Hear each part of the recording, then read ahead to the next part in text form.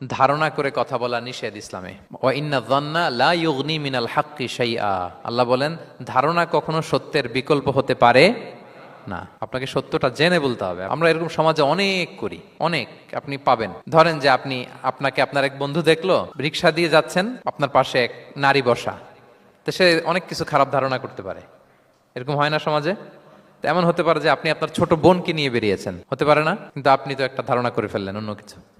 বা আপনার ভাগ্নিকে নিয়ে বের হয়েছেন, আপনার খালাকে, আপন খালাকে নিয়ে বেরিয়েছেন কোনো কাজে, ডাক্তারের কাছে, বা কিছু একটা হতে পারে।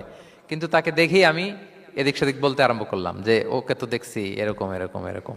আছে না নাই? আমাদের সমাজে আমি দেখেছি যে কারো যদি ঠোঁট কালো হয় তো মানুষ ধারণা করে নেয় লোকটা মনে হয় সিগারেট খায়। কিন্তু সিগারেট সেবন করা ছাড়াও কারো ঠোঁট কালো হতে পারে কি পারে না বলেন?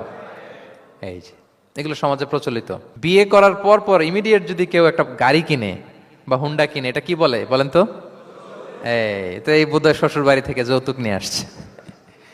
দেখছেন, এরকম ভুরি ভুরি আপনি সমাজে পাবেন। আন্দাজে, ধারণার উপরে আমরা অনেক কথা বলে ফেলি, কিন্তু নিশ্চিত না হয়ে আপনি কোনো কমেন্টসে যেতে পারবেন না। এটা একেবারে নিষেধ।